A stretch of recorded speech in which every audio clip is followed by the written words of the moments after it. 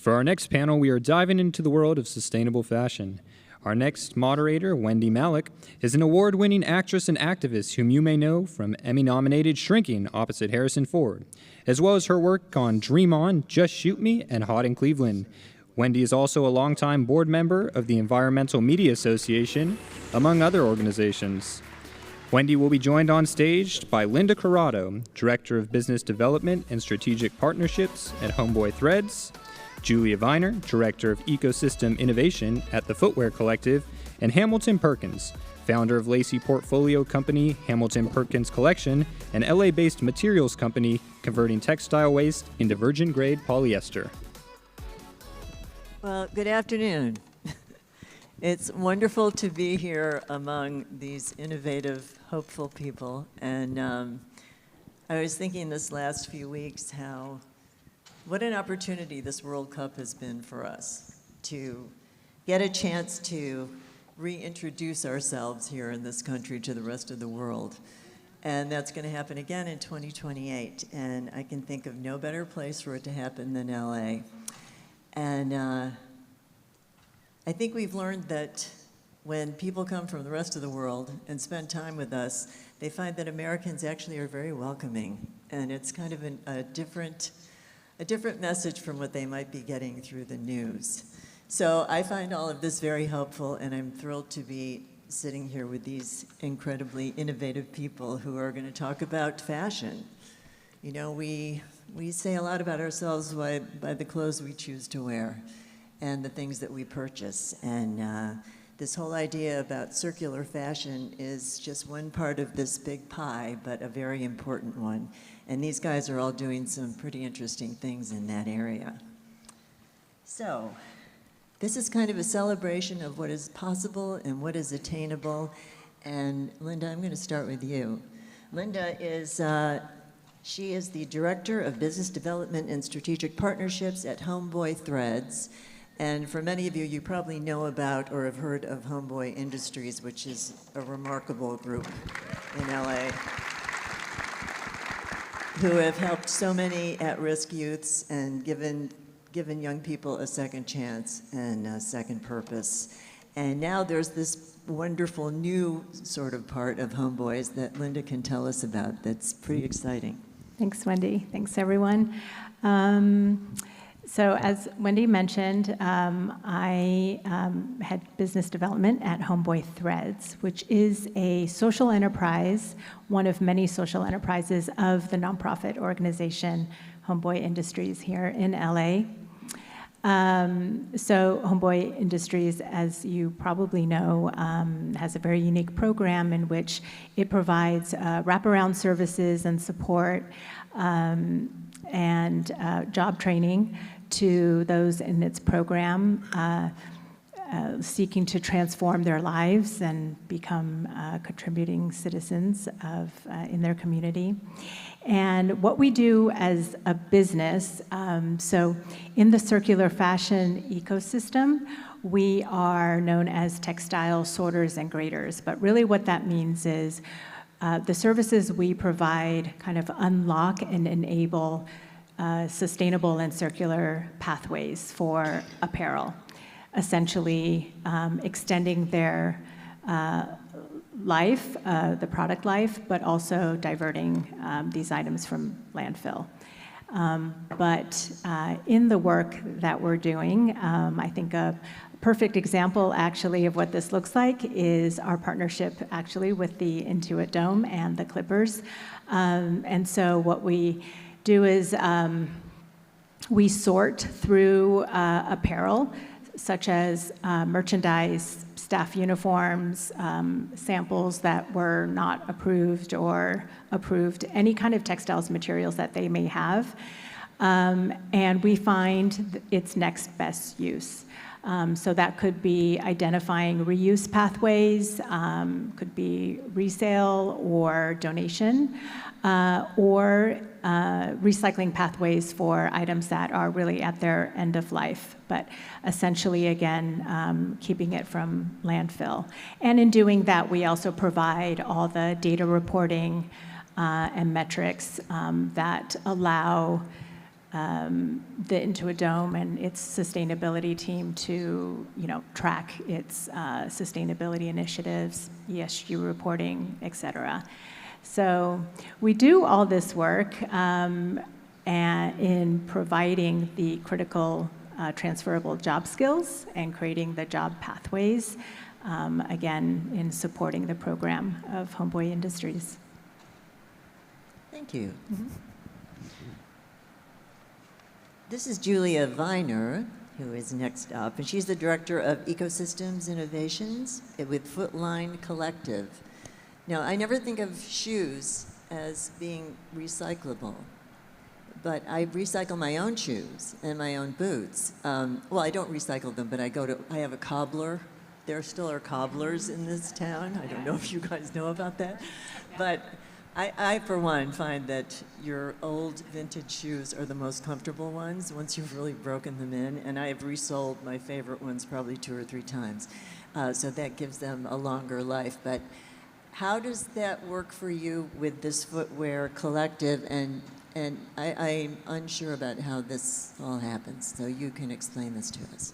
Absolutely. Well, thank you for the thoughtful question. Thank you to Lacey for giving us a platform to talk about sustainability in fashion and how it's going to intersect with the millions of people who make their way here in 2 years and the global stage that we'll be talking about LA28 on. So I work with a nonprofit organization called the Footwear Collective.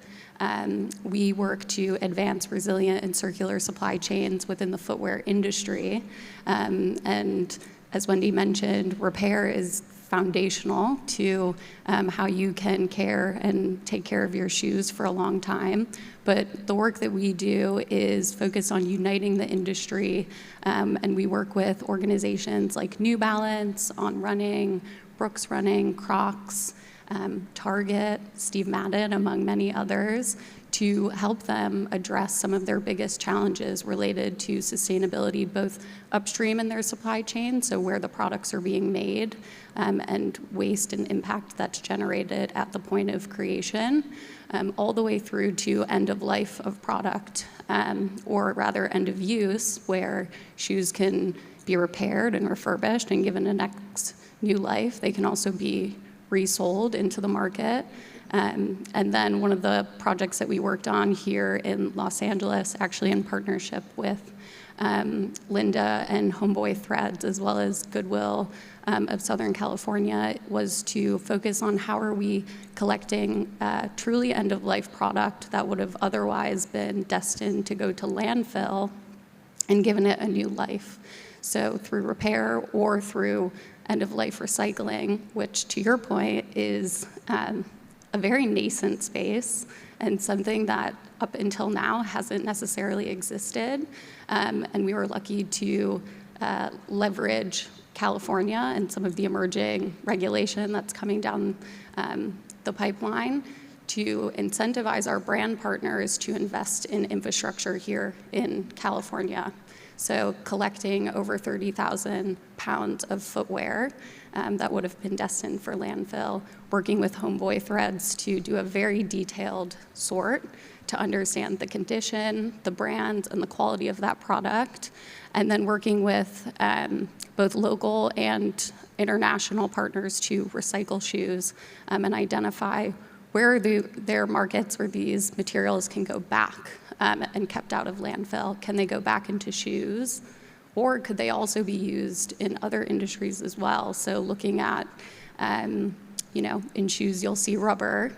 You also see rubber in industries like flooring and automotive. And so how can we think about the materials that exist in these products and the continuous loops that we can create by establishing the right infrastructure to recapture and reclaim those materials?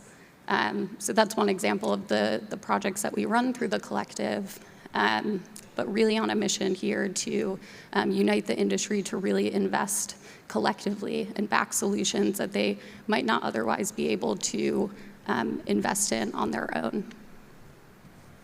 And it's true that 7 to 10% of our landfills are clothing related, our shoes and clothes, and with so much fast fashion, there are a lot of people understandably buy clothes that are not going to hold up for a very long time. So the whole idea about how do we repurpose all of this stuff. I mean, I'm wearing shoes that apparently are made out of old plastic bottles, and that's Rothy's, and I know that my daughter and many of her friends always buy vintage or go to secondhand stores to buy their clothes because they want to express themselves and they don't want to look like everybody else. They want to be unique, and there's something that we can celebrate and really encourage as far as that goes, which is lovely. Hamilton Perkins, of the Hamilton Perkins collection. You make unique, one-of-a-kind, and award-winning bags. And I understand they can be made from water bottles, billboard vinyl, pineapple leaves, interesting, upcycled fabric. So tell us about how you got started and what made these so popular, do you think? Yeah, thank you for that, and thank you to Los Angeles Cleantech Incubator for allowing us to build our craft in Cohort 8 as an incubation company. Long before that, though, I was an entrepreneur in middle school. I used to take apart magazines, and I got shut down for this. They didn't think you should be doing that, and they were probably right.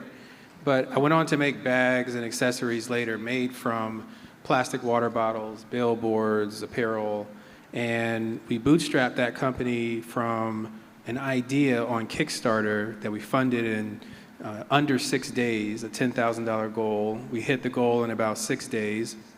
We shipped about $25,000 of pre-orders and would go on to do pop-ups all over the country. We did trade shows, we hosted our own events and our own pop-ups, and eventually we had worked with about 20 Fortune 500 level companies, and today we've worked with about 40 organizations, but at the time it was about 20. And we found that they had a bigger problem that was hiding underneath of the purchase order, and it was that they had materials they wanted to get rid of, they wanted to sort, they wanted to find a better, higher use, but they were constrained for many reasons internally to do that work. And so we got an investment from Pharrell Williams, from his Black Ambition Foundation, support from the Los Angeles Cleantech Incubator, and we started studying national lab and university technology that would allow us to work with those scraps, work with that consumer waste, and do something of higher value with it. And just a few months ago, we were in this room, we showcased our abilities in the NBA All-Star Pitch Competition, where we won first place. And we have to say thank you to, thank you. That experience has led to signed commercial letters of intent from major apparel companies.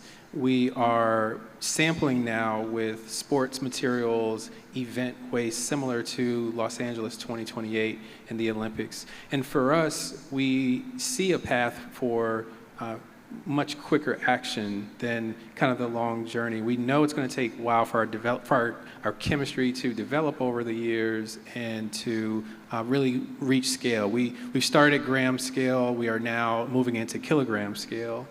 But what we can do right now is make sustainable gifts. We can make gifts out of recycled materials, and we are doing this now, and that's in weeks, not years.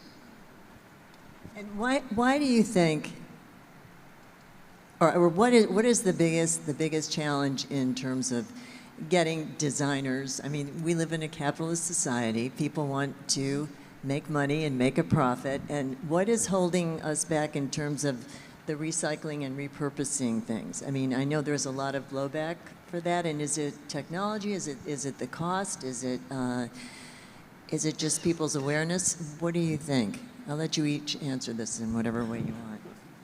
Yeah, I'd say in our situation, we've done a lot of customer discovery, so we've spoken with lots of brands, and one of the main things at first was, legislation is actually a tailwind here. There's end-producer responsibility laws that are holding brands to the fire, so to speak, when it comes to being responsible for products that they produce, and I mean, we've even seen in France recently that they signed up to 10 euros per garment is what they're going to start holding companies accountable to, and that's going to come online maybe as far out as like 2030. You can check me on the year. Then there's the customers. So we now are, and we were talking about this a little bit backstage, like we now live in a society where we see much more and information is traveling at a very fast pace, and we know that with all the technology advances, it's only going to go faster. But what's happening is we're now starting to see brands really, they're looking for a way to do something about it now, but there's just not quite enough supply for them. And so that's why we jumped into it, because we knew how to make products, and we knew that the demand was there, but the gap ends up being there's legislation, there's customers, and then you have to make it super easy for them to drop it in, which is why the work that the Footwear Collective does is so important. The work that Homeboy Threads does is important. We've partnered with Homeboy Threads through pilots, through California Product Stewardship Council, which has made it easier for us to sample and pilot for sports garments and sports materials. And we'll see, maybe after this we can do some footwear as well. I would love that. I can maybe speak to some of the challenges on the design front in the footwear space, because footwear is particularly complex. Designers who come into this industry are thinking about products from a performance standpoint, from an aesthetic standpoint, from a comfort standpoint, and so are consumers, right? They're looking for products that they can run fast in, that they can stay comfortable all day at work in.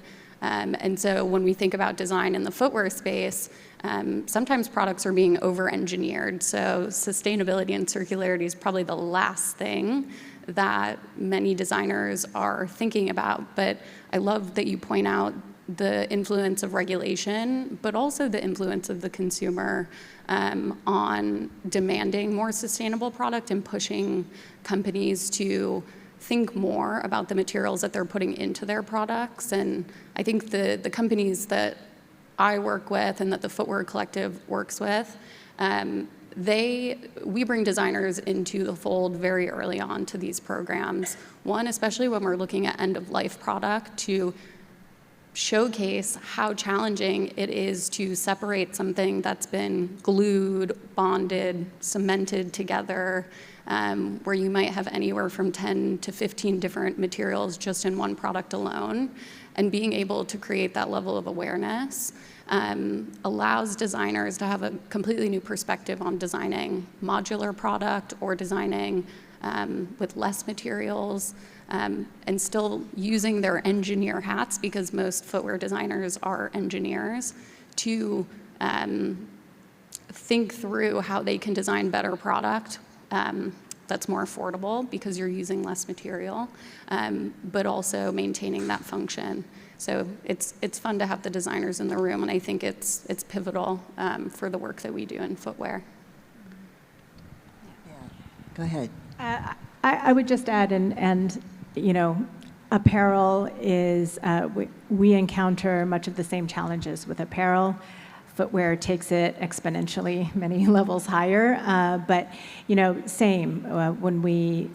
When you think about a garment and how many different components it might have, different fiber blends, within one garment, and by the time we receive it in our facilities and try to identify what we're going to do with it, all of those factors come into play. And right now, in this very emerging industry, the options are not many. But again, with regulation coming down the pipeline, 2030 implementation, there's a real opportunity to accelerate building an infrastructure to support better, more circular and scaled solutions for materials. I think so much of this comes down to people being intentional with the way they purchase things. And so many people are becoming more and more aware of, where does my food come from? Where are my clothes coming from? At what cost? At how big is my footprint by buying a particular thing? And I guess the trick is, how do you make it sexy? You know, it always comes down to, so this is a wonderful thing where we have athletes and celebrities and people who are at the top of their game, who are showing by example what is possible, and that's often how we can change the paradigm and make something attractive but also affordable. And that's where I think what you guys are doing, it really comes to fruition and is a wonderful thing. So as we approach 2028, I would like to hear from all of you, what is your thrust and what do you hope to see in your area? What are you hoping what can we pull off, do you think? I love that question because, as I mentioned, we mentioned policy. So California has an EPR for textiles policy that was passed and will be implemented by 2030. So all of us in this ecosystem are working towards building out that infrastructure to support compliance. And essentially what it means is all the brands or any producer of apparel and textiles will be responsible for its end of life and funding end of life pathways. So in our work at Homeboy Threads, yes, we play a key role in that infrastructure in the ecosystem to, again, enable those pathways. But at the same time, we are creating jobs, and when this policy is implemented and all those solutions scale, we are poised to not just create these job pathways, but really creating jobs and benefiting our communities. It's a California policy.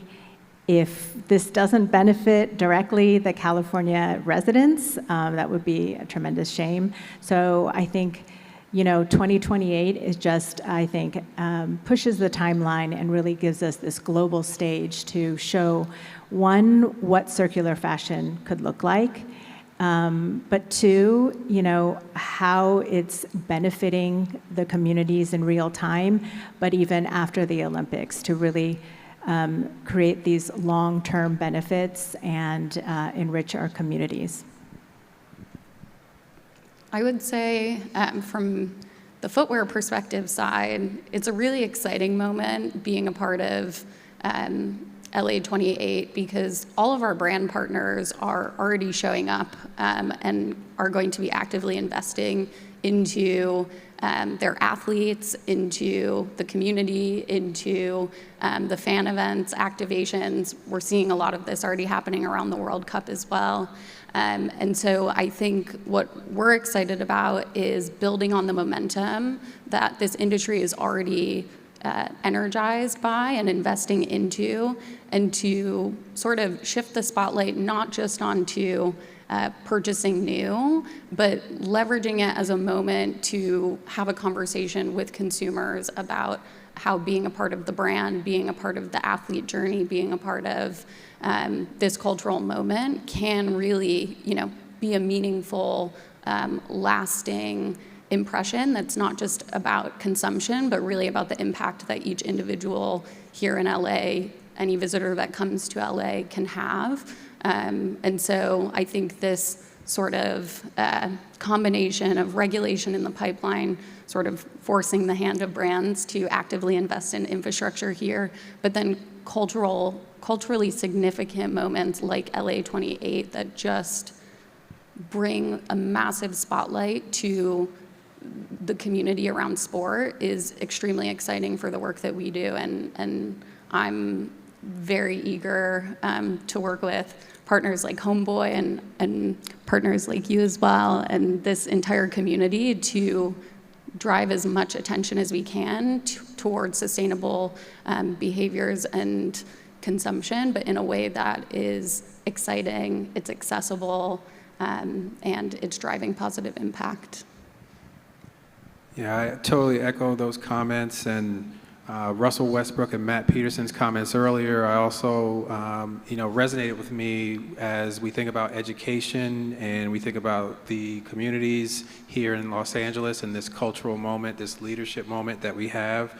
I think when we look at that $11 billion, I believe, that's already invested, how do we catalyze that so that we know the games are going to happen, we know that the investment's going to happen, but the sustained future after, as it relates to what we choose to source, what we choose as end-of-life partnerships. I would love to see as much emphasis on end-of-life partnerships as we are as the pre-life partnership. So that's just from where I sit, where I want to see, and I believe we can do it. And if you're interested in this conversation, I would love to speak with you after as well. No, I think that we can be the change we want to see. And maybe you should get Russell Westbrook to talk to all the NBA players about donating their shoes. They seem to go through a pair at every single game. And then you can put them online and sell them to the highest bidder and then put that money towards this, let's go, Road to 28. Thank you. We're on it. Love that. Good idea. Thank you.